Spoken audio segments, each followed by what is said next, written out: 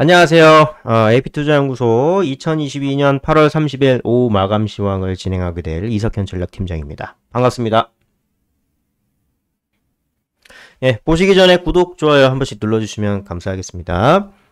자, 어김없이 이번 주는 이제 제가 이호수 전문가는 이제 지난주에 했고 격주 간격으로 진행을 하니까 이번 주는 제가 맡아서 하도록 하겠습니다.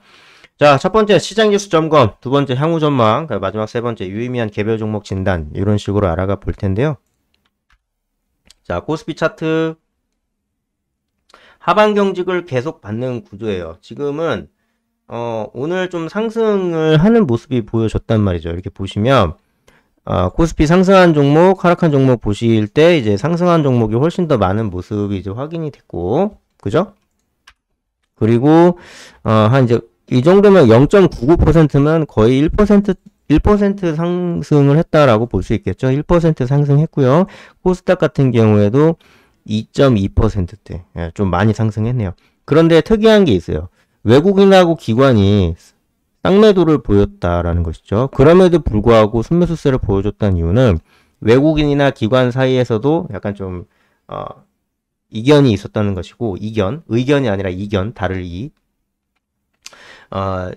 외국인이 이제 후반 들어서 좀 이제 순매수세를 좀 증가시키고, 기관들은 이제 공세적 매도를 한 게 아니라 수세적 매도를 했고, 기관이 오히려 좀 이제 공세적 매수를 하고, 개인도 이제 거기에 편승해서 좀 이제 반등을 좀 이제 더 이제 강화되게끔 좀 일조를 했다, 이런 식으로 정리를 할 수 있는 이제 그런 시장이었다라고 정리할 수 있겠습니다. 반면에 코스닥 같은 경우에는 외국인 기관 다 순매수를 한 상황으로 마무리가 됐고요. 이게 왜 그러냐면 26, 월요일 날은 거의 박살이 났어요. 월요일 날 한 2%대 하락이 이제 나왔는데, 왜 그러냐?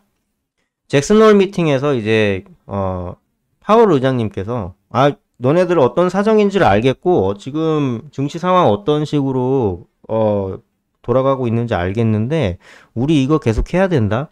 예. 물가 이거 2%대 만들려면 어쩔 수 없어 라는 식으로 이제 얘기를 해서 굉장히 좀 실망 매물이 많이 나왔다라고 이제 말씀드렸었는데요. 제가 이제 다른 영상에서 찍을 때요. 예. 그런데 오늘 같은 경우에는 국제 유수의 IB, 인베스트먼트 뱅크라고 할 수 있죠. 투자은행들이 이거 좀 이제 증시가 좀 떨어지는 거는 좀 어쩔 수 없다. 그렇지만 좀 연준이 좀 이제 기준금리를 올릴 적에 좀 이제 속도를 좀 이제 조절하면서 올릴 거다라는 식으로 좀 이제 희망 회로를 정말 이제 돌리는 모습 보여주면서, 그리고 마냥 계속 이제 증시의 출혈을 유도하면서 그렇게 올리지는 않을 것이다. 물론 이제 자이언트 스텝에 대한 그런 가능성도 있긴 하지만, 그러니까 저는 솔직히 이런 이제 인베스트먼트 뱅크들이 얘기를 하는 걸 어떻게 이해를 했냐면, 이 친구들이 지켜야 될 집토끼들이 있어요. 그러니까 집토끼가 뭐냐? 고객들. 이 친구들 판매하는 게 뭐예요? 펀드 팔죠, 채권 팔죠, 뭐 다 팔죠. 펀드도 잘 팔리고 채권도 잘 팔려야 되고, 뭐 펀드 뭐 사람들 돈 빼가는 건 뭐 어쩔 수 없다 쳐. 강제적으로 투자할 수 없는 거니까. 근데 긴가민가 하는 사람들한테까지도 지금이 굉장히 위험하니까 일단 현금화 하세요 라고 얘기를 하는 그런 양심 선언보다는, 이거 올려도 굉장히 제한적으로 올릴 가능성이 있습니다 라고 하면서 묶어둬야 이 친구들 실적에 긍정적인 영향을 끼칠 수가 있기 때문에 그래서 그렇게 얘기한 것 같아요. 네. 후반부 들어서도 지금 이제 순매수세가 들어오긴 했지만 여전히 순매도세를 보였잖아요. 우리 증시에도. 이거는 계속 올라갈 그 기준금리가 계속 올라갈 거를 알고 있음에도 불구하고 우리나라 증시가 전 세계에서 낙폭이 제일 커요. 1등이에요. 낙폭이 제일 큰. 1000포인트 가장 빠졌으니까 그쯤 할 수 있겠죠. 그래서 이제 거기에 대한 저가 매수세가 들어왔다라고 보는 측면이 좀 맞다라고 볼 수가 있는데, 그런데 그것도 한때죠. 예, 기술적 분석으로 보면은 지금 이제 저항선 터치하고 다시 밑으로 내려갈 가능성이 굉장히 크다. 아래로 내려갈 가능성이 굉장히 높은 시장이기 때문에 하실 수만 있으면 현금 보유가 제일 좋다라고 말씀을 드릴 수가 있는 그런 상황 되겠습니다. 당분간은 계속 이렇게 어려운 상황이 좀 굴러갈 거다.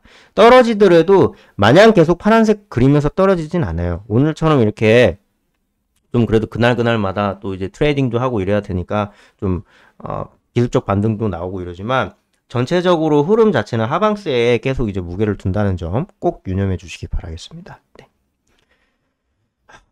자, 전망을 얘기를 했는데, 그러면, 어떻게 해야 되는데? 라고 얘기하실 수가 있잖아요. 제가 이제 거기에 대해서 한 가지 좀 첨언을 드리면, 지금 뉴욕 유가가 오펙이 감산 우려가 지속이 되면서 한 달 만에 최고가를 이제 진출했다. 하방세로 내려가고 있었던 원유 가격이 다시금 위로 올라가는 상황들이 연출이 되고 있다라는 겁니다. 오펙이 감산을 하게 될 것이다. 네. 이제 글로벌 마켓 리세션 때문에 경기 후퇴 우려감 때문에 원유가 좀 남아 돌 가능성도 있고 이러다 보니까 좀 더 이제 감산을 하겠다. 왜냐면은 한 번 원유를 뽑잖아요. 한 번 유전지대에서 원유를 뽑아내면은 계속 뽑아내야 돼요. 그렇기 때문에 추가적으로 유전지대를 개발을 안 하는 겁니다. 지금 잘 모르겠으니까. 그런 부분은 어쩔 수가 없고. 그리고 천연가스도 가격이 계속 이제 오르고 있죠. 러시아가 지금 이제 아예 그냥 유럽한테 계속 이제 공세적으로 자세를 취하고 있고, 그리고 이제 천연가스 판매라든가 뭐 이런 거에 대해서도 굉장히 좀 공급이 좀 불안정해지고 이러다 보니까 가격이 굉장히 많이 올라요. 그리고 또 이제 겨울이 되면은 난방을 이제 천연가스로 많이 뗀단 말이에요. 물론 이제 뭐 석유로 떼는 곳도 없다고 얘기할 수는 없겠지만, 그러다 보니까 뭐 도시가스 요금 이런 것도 많이 오르다 보니까 저는 개인적으로 정유주와 가스 관련, LNG 관련주를 눈여겨보셔라 라고 저는 이제 말씀을 드리고 싶어요. 아까는 현금이 최고라면서요. 최고는 현금. 근데 그럼에도 불구하고 나는 돈을 꼭 굴려야겠다라고 이제 생각하시는 분이 계시고, 그런 상황에 놓인 분도 계시고, 이런 위기 속에서도 좋은 종목이 있으면 사고 싶다라고 하시는 분들도 있으니까 그런 차선적인 방법도 소개해 드리는 겁니다. 네, 그렇게 딱 이렇게 정리해 드리겠습니다. 자, 그리고 유의미한 개별 종목 진단에 대해서는 제가 이제 앱 클론을 이제 가져왔는데요. 자, 앱 클론이 카티 항체 치료제가 이제 이 친구들이 그 임상 1상 중간 결과 기대감 때문에 좀 이제 강세를 보이고 있는데 상당히 좀 흐름이 좋은가 봐요. 오는 10월에 또 이제 임상 1상 중간 결과 발표에 이어서 오는 10월에 항체 치료제 2상 결과도 공개할 것이다 라고 이제 예상을 해서 굉장히 자신감 넘치는 모습을 보여줘가지고 좀 이제 뭔가 좀 하려나 보다라고 이제 생각을 할 수가 있겠죠. 앱클론 지금 굉장히 많이 오른 상태이기 때문에 지금은 이제 쳐다보진 마시고 그냥 이제